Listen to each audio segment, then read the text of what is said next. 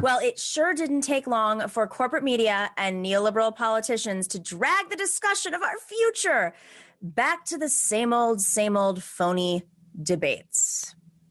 By one estimate, it could create 2.3 million jobs by 2024. To pay for it all, new tax hikes. The White House today saying the president has a plan to pay for every dollar. He's proposing a way to pay for his proposals over time. Biden says he'll raise taxes on large corporations and the most wealthy, but promises no one making less than $400,000 a year will see their taxes go up. Also on the table, raising the corporate rate from 21 to 28% and imposing new penalties on corporations that move jobs overseas. But Mary, you and I know the same reality, a 50-50 Senate and the president expected to face resistance from Republicans on this. He absolutely is, David. Republicans are already pushing back against any attempt to raise taxes. But even some Democrats are voicing concerns about this plan. The bottom line tonight, Washington is gearing up for a bruising fight. David. Mary Bruce. Give me a break. There is so much wrong with this. It has not even been 100 days, and President Biden is already back to the tired tropes that have been used to strangle government since Ronald Reagan.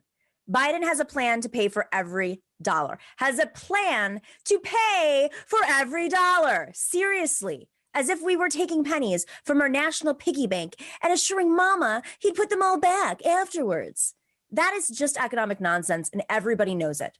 For one brief shining moment, this past year, the United States spent the money it needed to spend. It needed to spend without tying us in political knots with phony budget discussions. But in that clip, you saw Jen Psaki declare an end to that.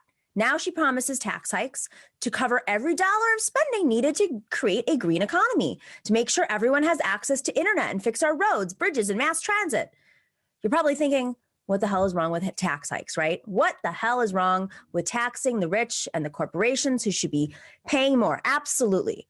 But tying those tax hikes to infrastructure spending gives the Republicans a way to attack the spending without sounding like they are against all of the things that everyone loves, like jobs and clean energy and a stronger infrastructure. We have fallen right back into the trap that Republicans set back when Reagan was president. The Republicans attack the things people don't like, taxes, so they could strangle the thing that Republicans don't like, which is the government and working people and people of color and women and LGBTQ community. And we know. So I can't believe that we are back to that. The big problem here is obviously Joe Biden and his neoliberal buddies who just can't shake off their old ways. They have habits from that era. They grew up in that era and they can't shake it off. And ABC News is not helping. The mainstream media is not helping. ABC introduced this clip by describing, and I am quoting here, quote, Biden's massively ambitious and expensive infrastructure plan, end quote. Not really. However you look at that, it is, well, pretty modest, actually. $2 trillion is 10% of production in the United States in 1 year. Yeah, you heard me correctly. The plan proposes to spend the equivalent of about a month's worth of U.S. economic production. And of course, that $2 trillion will be spent over many years, 8 years, according to the president. So we are talking about spending barely 1% of the year, barely 1% per year of our total national production on investments to keep us productive in the future. Also brings us jobs, right? It's an investment that also brings immediate jobs. So it's actually paying it back as it goes. Are you listening, ABC? This is good stuff to do. Massively ambitious and expensive. No, not even close. And remember, much of this is spending on work we should have done years ago. But hyping this as massively expensive only serves to pump up the idea of spending way outside the norm. Now, it may be outside the norm of what it has been, but it sure isn't outside of the norm of what it needs to be. The economic fact is that interest rates are currently so low that the government can borrow this money and use it to invest in clean growth, an investment that is likely to pay off far bigger than the $2 trillion we put in. Now, I have not the slightest problem with changing or charging corporations to pay for this, since they are going to be major beneficiaries of that growth. But I have a big problem tying the fate of this vitally needed infrastructure investment to whether Republicans and Joe Manchin are willing to tax corporations. The only beneficiary of that strategy, as far as I can see, is ABC News and the rest of corporate media, which seems to be absolutely thrilled to have a fight on Capitol Hill of that good old-fashioned sort between those who want to spend, cue the hissing, and those who want to protect us from the crushing taxes and spending that will require, which is a standing ovation, of course, right?